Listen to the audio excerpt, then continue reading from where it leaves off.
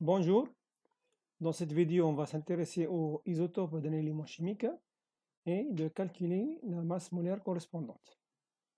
On connaît déjà qu'un élément chimique correspond à un nombre de charges Z bien déterminé, ainsi toutes les particules qui possèdent le même Z, c'est-à-dire les atomes, par exemple les atomes de chlore et les ions de chlorure possèdent donc tous le même Z, c'est-à-dire Z égale à 17.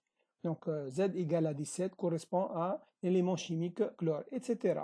Donc chaque élément chimique correspond à un numéro atomique Z et donc ça correspond à tous les atomes ou les ions de même numéro atomique Z.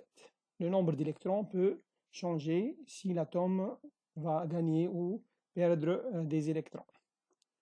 Donc l'exemple qu'on va s'intéresser, les deux principaux isotopes de l'élément chlore sont les isotopes stables, donc Cl euh, avec un nombre de masse A égale à 35.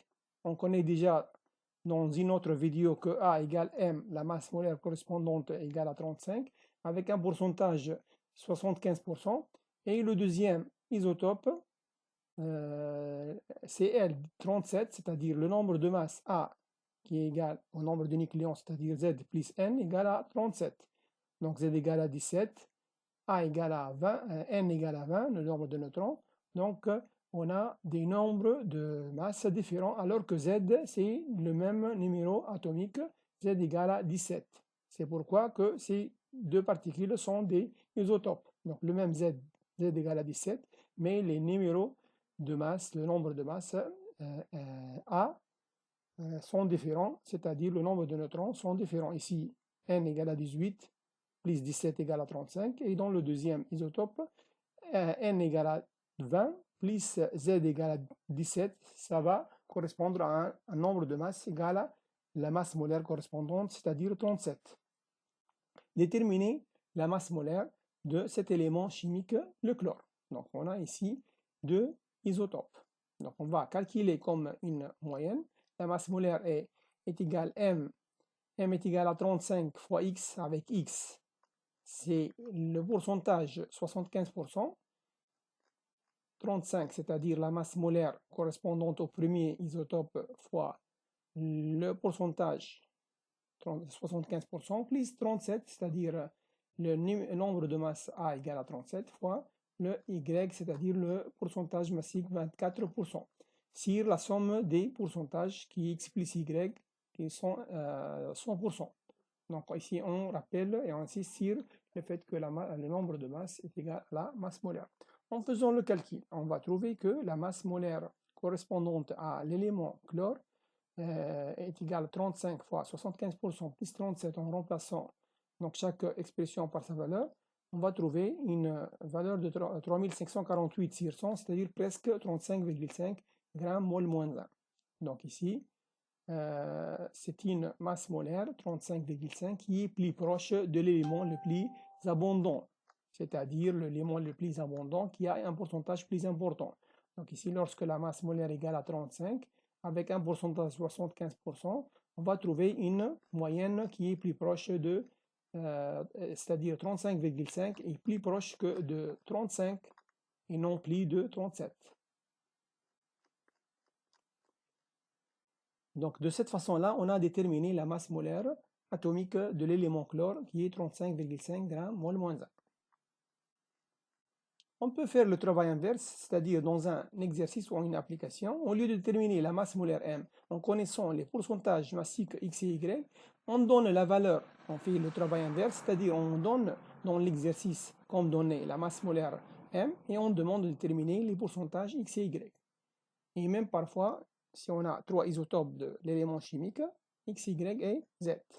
Exemple, une application, déterminer les pourcentages massiques X, Y et Z des trois isotopes principaux de l'élément magnésium. C'est-à-dire on va supposer que le magnésium a seulement trois isotopes. Les autres isotopes existent avec un pourcentage qui est très faible, c'est presque rien. Donc Mg A égale 24, 25 ou 26.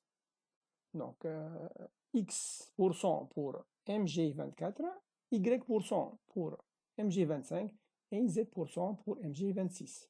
N'oublions pas que 26, 25 et 24 représentent les masses molaires et en même temps le nombre de masses correspondant. Sachant que Z dépasse Y de 1%.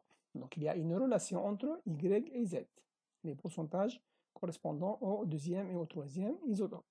Et que la masse molaire de l'élément magnésium, c'est 24,32 g-mol moins 1. Donc ici, normalement, on va s'attendre à avoir un pourcentage X qui est le plus grand que Y et Z, puisque la masse molaire, c'est 24,32.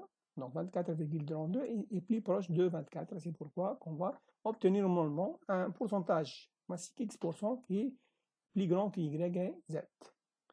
Donc ici, on a trois inconnus X, Y et Z.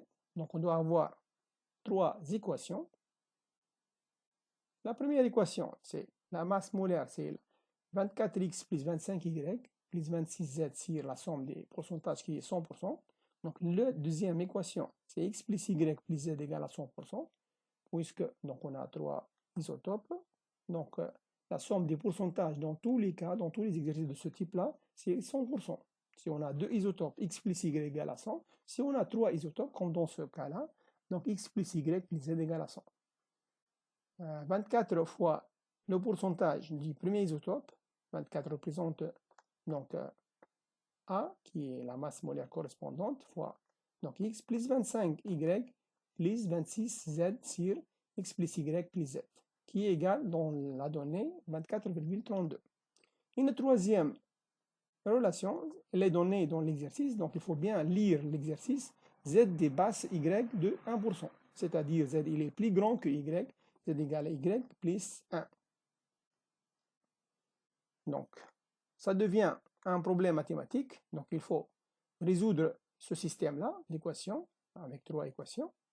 Donc, on peut dire ici que, puisque 24x plus 25y plus 26z sur 100 égale à 24,32, donc on peut remplacer z par y plus 1 pour avoir deux inconnus seulement, x plus y plus z égale à 100. Donc, on a remplacé ici z plus par y plus 1. Puis donc, c'est presque les mêmes étapes ici. Donc 24,32 fois 100, ça va donner 2432. Le produit des extrêmes est égal au produit des moyens. Donc 24x plus 25y plus 26y plus 26 en faisant le développement, 26 fois y plus 1, ça va donner 2432. Donc ici, on a deux inconnus, x et y. Donc il faut avoir une seule inconnue.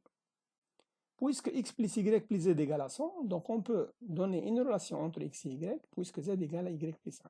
Donc on remplace ici z par y plus 1, ça devient x plus 2y plus 1 égale à 100. Donc on trouve ici la relation entre x et y, c'est-à-dire x plus 2y égale à 100 moins 1, égale 99. Donc de cette façon-là, x égale 99 moins 10y. On va insérer cette relation-là dans cette équation qu'on a trouvée ici, c'est-à-dire 24x plus 20 plus. Donc on va remplacer x par 99 moins 2y plus 51y. Donc toute l'équation va être donc représentée donc en fonction d'une seule inconnue qui est y.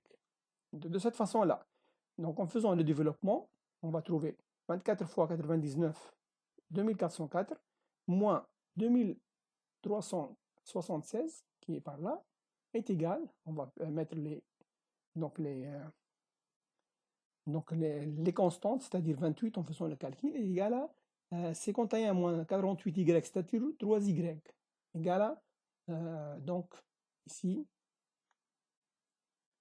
donc c'est 2404,